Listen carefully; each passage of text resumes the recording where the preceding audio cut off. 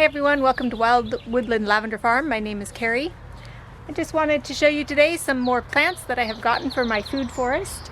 I have a good portion of the trees that I wanted to have in my food forest planted out there already. I'll probably add a few more here and there, but for the most part, trees are in. So now I'm going to start adding in other types of plants, like the bush level plants, and then ground cover and those types of things. So I found some when I went shopping yesterday, and I wanted to show you guys what all I've gotten. Plus I've gotten in some more seeds and other plants in the mail that I also wanted to show you. So first of all, I went to Cascade Farm across town and looked at their plants. That's where we got some of our fruit trees and nut trees that we planted. And they had some dahlias that had been affected. We had a freeze come through, and a lot of the plants that were out in the cold that aren't really all that cold hardy got affected, and so they actually had these marked down 20%. So they would have been $6.99 I think, and they were marked down 20% from that, so they were like $4.79 or something like that. So these are gonna go in my husband's flower garden that he's making, and these are the Dalinova hypnotica Dark Night. And I just want you to look at that picture of the dark, deep purple dahlia. Yeah, pretty, huh? And then tell me if that's the color.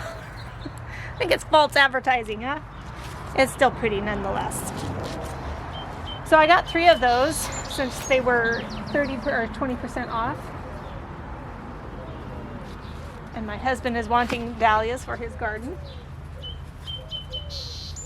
Okay, now also at Cascade, they had some bush plants. This is a gooseberry, the Captivator, and you can see it's a red gooseberry.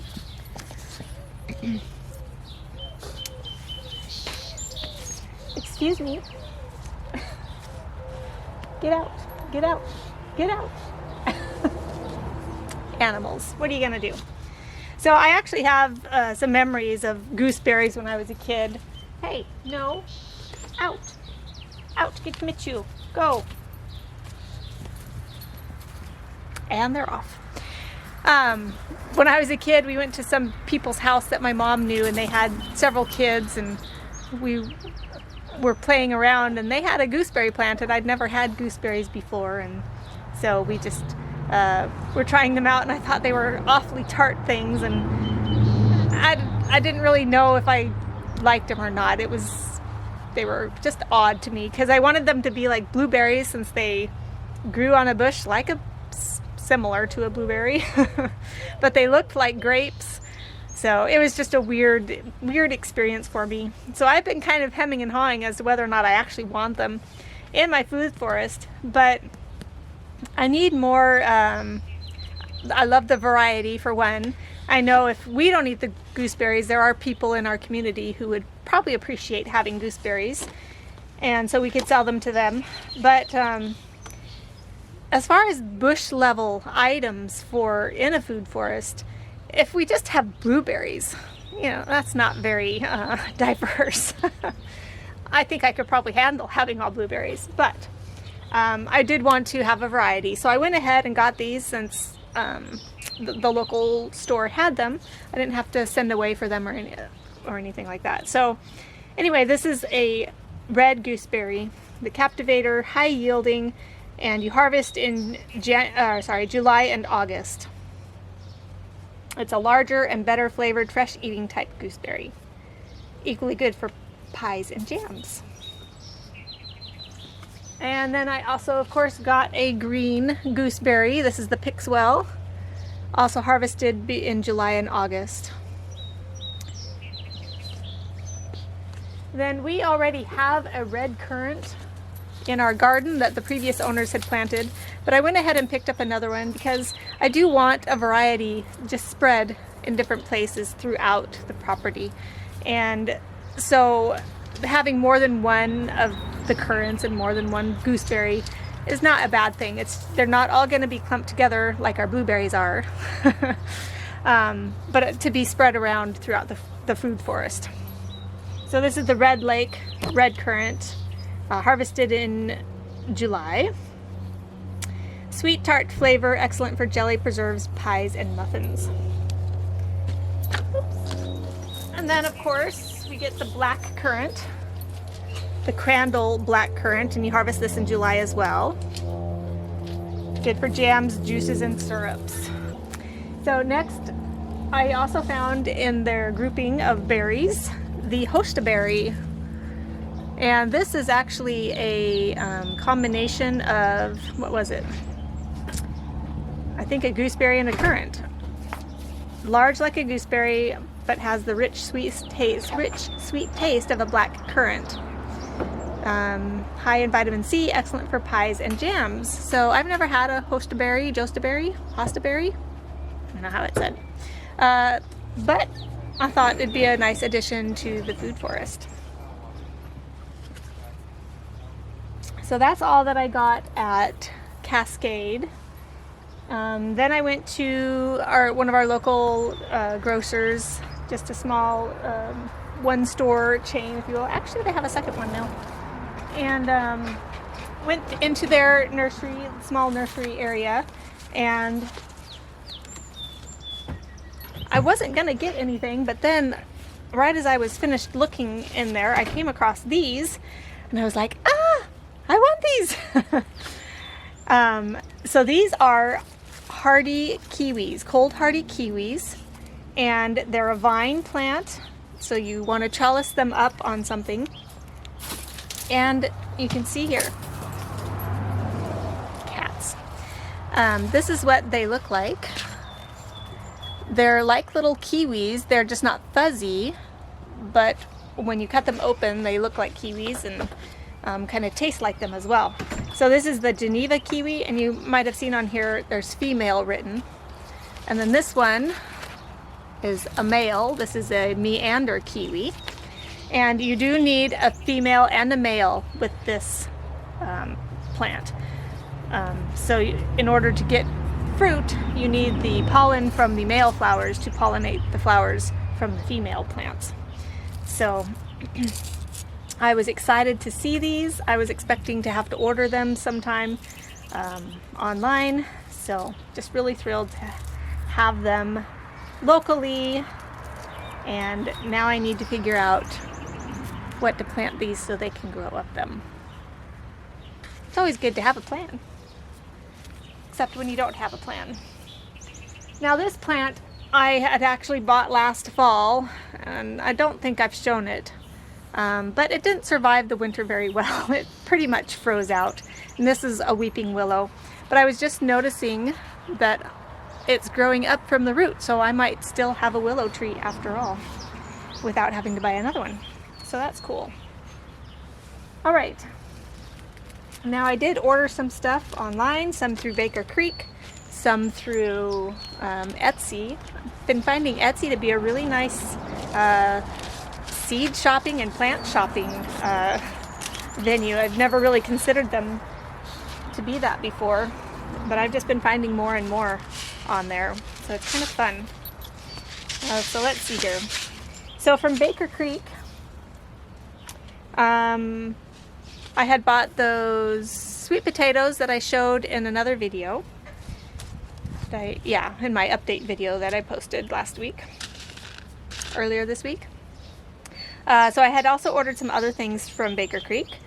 I bought some white Sonora wheat, and I want to try growing my own wheat just to kind of get a feel for what it takes to grow wheat, but I also want to try to see how much of our own wheat we could grow ourselves for making bread and stuff like that.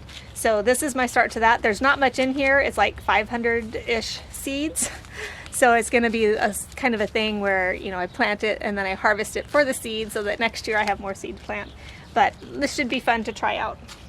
Of course, with Baker Creek, they send free seeds, and it was a polar bear zinnia this time. Let's see. And that was from a previous order from Baker Creek. And that was along with, I got a mulberry, a dwarf mulberry through them. And I just put some water in there to moisten the roots because they were getting a little dried out. But I need to get this guy planted in some soil in a pot soon. He's too small to plant outside at this point, but I will get him in a pot and then probably plant him next year, maybe this fall if he's grown enough. He actually came in a set of 2, but a friend of mine has been wanting a mulberry tree, and so I sold the other one to her so that we split the cost for the 2 trees. All right, also from Baker Creek, they finally sent to me. This is 2 Russian hardy pomegranates. So I wouldn't have normally thought that pomegranates would grow in my zone. I live in a zone 7A, kind of 6B sometimes. But this is hardy to zones 6 through 11. Just full sun, will tolerate light shade in very hot areas. They like rich, well-drained soil. They don't like to be waterlogged, so I shouldn't plant them down in my berry patch, that's for sure.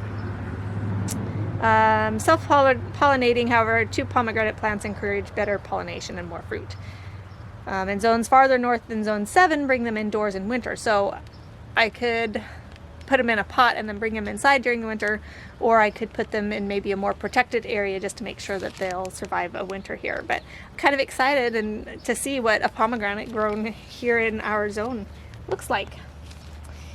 Another thing that I bought from them is not an outdoor pot plant in my zone.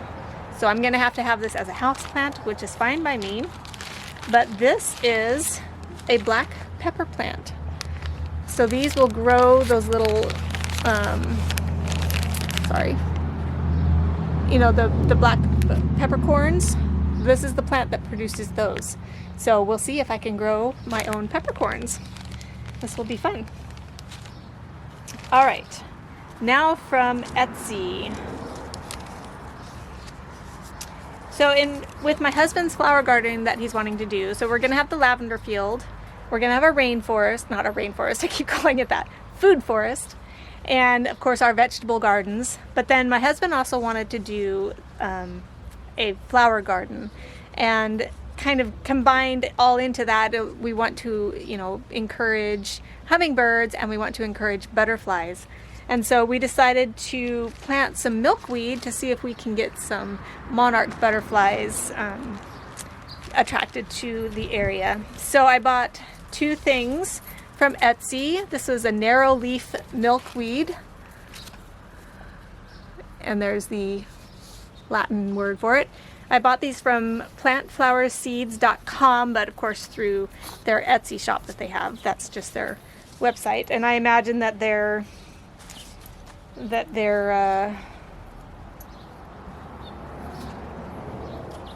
Etsy shop is something similar to that. I don't have the paperwork that says what it is. It might be, nope, I think that was this. Okay. Yeah, so plantflowerseeds.com, and you can go to their website or check them out on Etsy. The other one that I got on, trying to see here. Okay, that's, I don't remember what company I got this one from, but it's from Etsy. And this one, they actually sent the whole flower pod from a milkweed. And so you've got the flower pod, you've got the fluff that would normally like take a seed and blow it somewhere else to plant. And then of course the seeds in there. So it's just kind of like a fun way to transport your seeds to give to sell to somebody, is just pluck off the whole flower pod and sell that. So we've got a lot of milkweed seeds down in there. This is a different type of milkweed than this one. Can't remember the name of this kind. And I didn't bring that paperwork out here. Okay, this one right here is rainbow broom corn. And if you've ever seen like those whisks, like the handheld whisks, and a lot of like older time brooms are made out of that straw type stuff. It's not like wheat or anything like that. It looks like it, but it's actually made from broom corn, and you know, the broom corn sends up its little stalks, and then it has all these kind of corn kernel looking bits on it, and the stalk that those grow on are what's used to make the brooms. So I thought this would be kind of fun. I've been wanting to kind of learn how to make brooms. Someday I'd love to have kind of folk school classes on the farm here, and have broom making be one of the classes that we offer. So bought these to grow and try and see what they're like. All right, and then the last thing that I have today, I have actually more stuff coming, but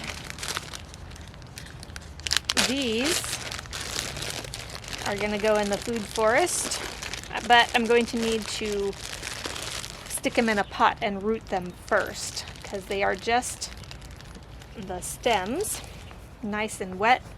These come from an Etsy seller in Crescent City, California, and chances are they probably went out to their property, their back property, or maybe a public property area, and cut up some of the vines.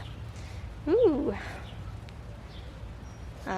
Because these grow in the wild, in the Cascades, and apparently I'm sure in the mountains near Crescent City as well. These are, I don't even think I've said what they are yet, have I? These are thimbleberry stems, cuttings. And thimbleberries are one of those things that I grew up when we went on hikes in the Cascade Mountains or over by the beach along the coast. Thimbleberries and salmonberries grow in the wild there, and so they're one of those things that you can just walk through the forest. You know, you might find huckleberries, you'd find thimbleberries, you'd find salmonberries, and so I really wanted to have some for my food forest here because they're such a fun, unique berry if you're not used to having them in the, you know, growing up around them. So you can see here, it's even got some growth on it already. Oops, there you go, maybe. So I just need to, I'll probably stick them in a rooting solution to help encourage root growth, and then stick them in some soil and get them growing, and then probably this fall, depending on how long it takes them to get, would you stop it? Sidon is getting into things. Depending on how long it takes them to root, then I'll get them planted out in our food forest area. So really excited to have thimbleberries, and again, I got them on Etsy from Ravenstone. Ooh, a little note, I didn't see that. Oh no, well, this tells me who gave me this. Hope you enjoy the seeds, the butterflies, thank you. So that's who gave me the seed pod, is Ravenstone, and I think that's close to what their Etsy name is. So now I don't remember. Oh, this was, no, that was them. Oh well, I don't recall who sent the thimbleberry cuttings, but you can just do a search for thimbleberry cuttings on Etsy, and that should bring you to somebody who sells them anyway. So anyway, that's all the new stuff that I have to put in our rainforest, and I'm really excited about all of this. So thank you for joining me, and make sure to subscribe so you can follow along and see all of the fun stuff that we're doing in our food forest. And we're actually going to be getting started on our lavender field soon, so that's another thing coming up here in the next couple weeks or so. So thanks for watching, and we'll see you next time. Bye.